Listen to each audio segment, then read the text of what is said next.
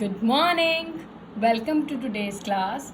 तो चलिए आज हम अपना लीनियर इक्वेशंस इन दो वेरिएबल्स वाली लीनियर इक्वेशंस को सॉल्व करने का जो तीसरा मेथड है वो करने वाले हैं, जिसका नाम है क्रॉस मल्टीप्लिकेशन मेथड। क्या नाम है? Cross multiplication method. तो पहले हम क्वेश्चन ले लेते हैं, एक स्टेटमेंट ले लेते हैं क्वेश्चन की, फिर उसके बाद मैं आपको मेथड समझाऊंगी। ठीक है, इससे पहले हमने दो मेथड किए हैं। सबसे पहले किया था हमने सब्स्टिट्यूशन मेथड, फिर हमने किया एलिमिनेशन मेथड। अब हम ये करने लगे हैं क्रॉस मल्टीप्लिकेशन मेथड। तो क्वेश्चन है पहला, 2x + y = 5, 3x + 2y = 8। ये क्वेश्चन है। अब जैसे कि नाम से ही क्लियर है, क्रॉस मल्टीप्लिकेशन मतलब क्रॉस मल्टीप्लाई करना, जैसे कि ऐसे क्रॉस मल्टीप्लाई करना। तो अब हमने कैसे करना है क्रॉस मल्टीप्लाई, ये देखेंगे। इसके लिए एक काम ज़रूरी है, क्या कि एक्स वाई वाली सारी टर्म्स एक तरफ रखनी है, जिनके साथ कोई भी एक्स वाई नहीं है उसको दूसरी तरफ रखना है। ठीक है, इस ऐसा क्यों करना है ये भी हम देखेंगे। सबसे पहले हमने करना है एक्स, जो वेरिएबल्स यूज़ किए गए हैं, जैसे यहाँ पे एक्स वाई यूज़ किया गया है तो एक्स फिर वाई और फिर यहाँ पे बीच में बराबर का निशान, फिर -1 क्यों? क्योंकि जिनके साथ कोई भी वेरिएबल नहीं है वो अलग एक साइड पे है। अगर आप इनको भी इधर लेकर जाना चाहते हो तो फिर यहाँ पे +1 लगेगा। +1 कब लगेगा? जब ये बिना एक्स वाई वाली रकमें भी इधर होंगी, एक ही साइड पे सारी रकमें होंगी, तो यहाँ पे +1 लगाइएगा। अगर आपने बिना एक्स वाई वाली रकमों को एक तरफ रखना है और एक्स वाई वालों को एक तरफ रखना है तो यहाँ पे -1।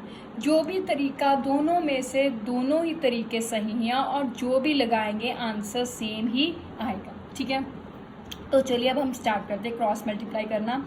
एक्स है तो क्या करना है आपने, एक्स वेरिएबल, जो वेरिएबल एक्स वाई यूज़ हुए थे हमने उनके नीचे लाइंस लगा दी। ठीक है, अब एक्स के नीचे कौन सी रकम लिखनी है? एक्स वाली टर्म्स को हाथ की उंगल से आपने क्या कर लेना है, हाइड कर लेना है, लुको लेना है। ठीक है, अब मैंने फिंगर से क्या क्या एक्स वाली रकमों को छिपा लिया। अब यहाँ पे कुछ नहीं लिखा तो क्या करूँगी, 1। तो जैसे क्रॉस करते हैं इसको इससे मल्टीप्लाई कीजिएगा, 1 to 8। ठीक है, चाहे आप सीधा मल्टीप्लाई कर लीजिए, चाहे यहाँ पे लिख लीजिए पहले 1 to 8।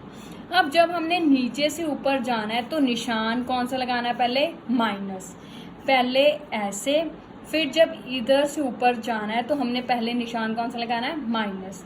तो अब क्या आएगा, 2 × 5, तो ये लिखा 2 × 5 हो गया। अब y के नीचे लिखने की बारी है तो y वाली रकमें छुपा लेनी है, छुपा ली। अब यहाँ पे इधर नहीं जाना है, यहाँ पे पहले इधर से इधर जाना है, 3 × 5। फिर जब नीचे से ऊपर जाना है तो कौन सा निशान लगाना है, माइनस। कितना आया, 8 × 2। ठीक है, अब -1 मतलब लास्ट वाली टर्म लिखो लेनी है, तो वैसे ही 2 × 2 ऐसे जाना है, 2 × 2। जब नीचे से ऊपर जाना है तो निशान पहले कौन सा लगाना है, माइनस, फिर 3 × 1, ये हो गया। पहले आपने ऐसे फिर ऐसे, ठीक है, यहाँ पे मतलब ऐसे, फिर हमने ऐसे जाना है। यहाँ पे जब y वाली टर्म्स जानी है तो पहले हमने, जब y वाली टर्म्स जानी है तो पहले हमने इधर वाला जाना है, फिर इधर वाला रास्ता करना है।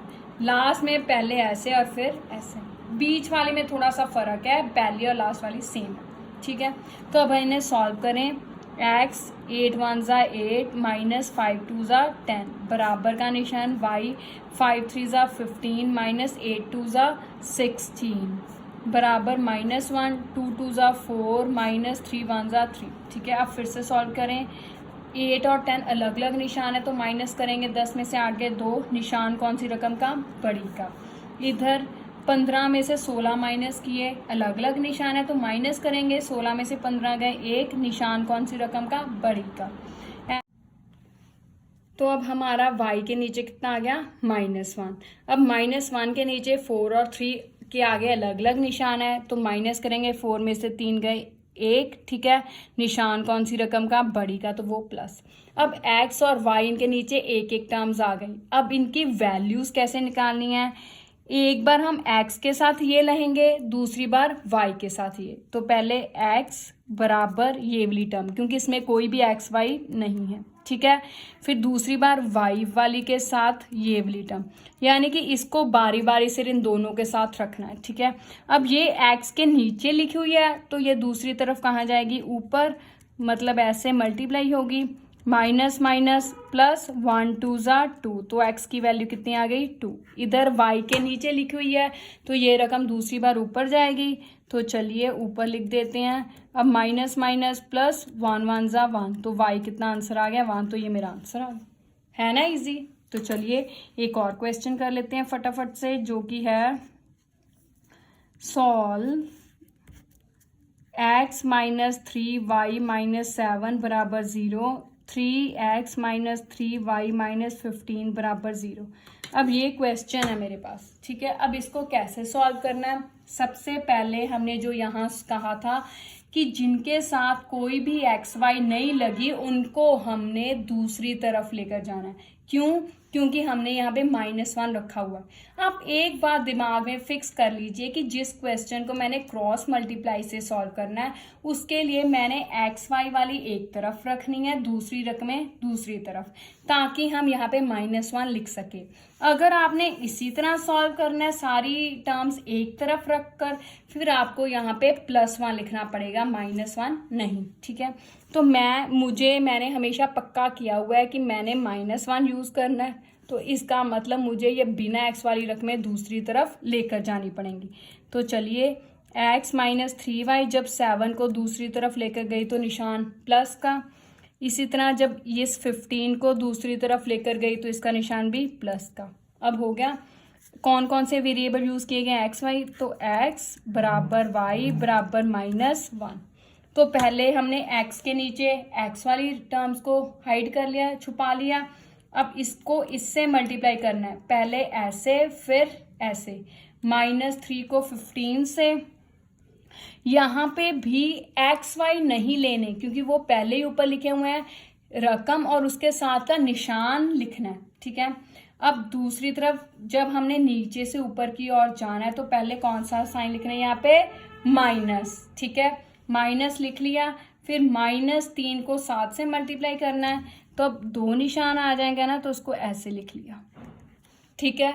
आगे चलिए y, तो y वाली टर्म्स को मैं छुपा लेती हूँ। यहाँ पे 1 को 5, अब यहाँ पे जब हमने बीच वाली रकम करनी है तो पहले ऐसे नहीं करना, पहले नीचे से ऊपर की ओर जाना है। 3 को 7 से लिख लिया, फिर निशान माइनस लगाना है, फिर 15 को 1 से, 1 × 15 हो गया। अब लास्ट वाली टर्म छुपा लेनी है, तो 1 को -3 से, फिर माइनस का निशान, फिर 3 को -3 से, 3 × -3, ये हो गया।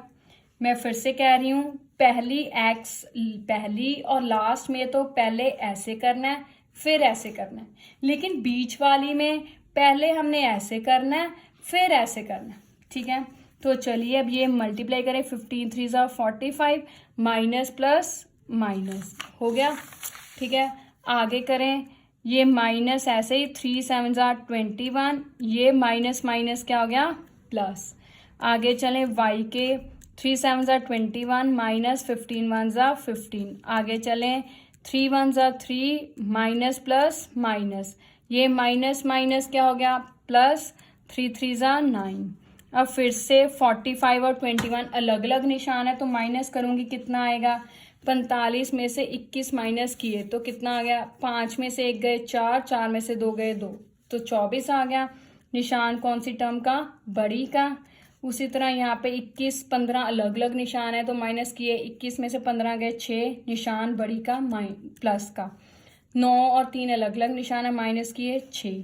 अब एक बार x को इसके साथ लिखना है, फिर एक बार y को इसके साथ, ठीक है। तो चलिए एक बार मैं x को लिख लेती हूँ, तो x -24 बराबर -1/6। इसी तरह y/6 इज इक्वल्स टू -1/6। ये आ गया।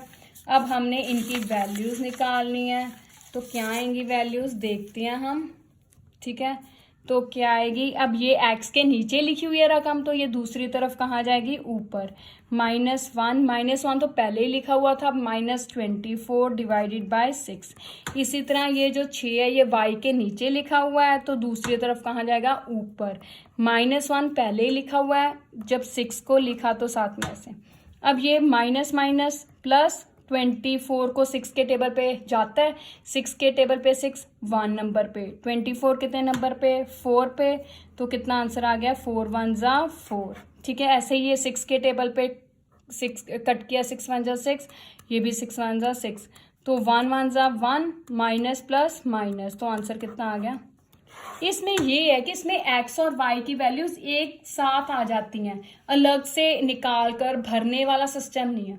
पिछले दो मेथड्स में पहले हम एक वेरिएबल की वैल्यू निकालते थे, x की निकालते थे, फिर भरकर y की निकालते थे। इसमें दोनों की वैल्यूज इकट्ठे साथ साथ आ जाती हैं। ठीक है, तो चलिए अब इस जो है क्रॉस मल्टीप्लिकेशन मेथड में एक क्वेश्चन और बहुत इंपॉर्टेंट है, वो आता है। क्या क्वेश्चन है हम वो देख लेते हैं। For which values of k following linear equations have no solution?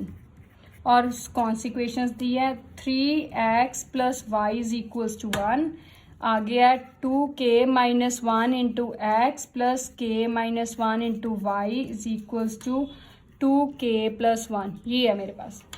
अब वो कहता कि k की किस वैल्यूज के लिए इन इक्वेशंस का नो सोल्यूशन है।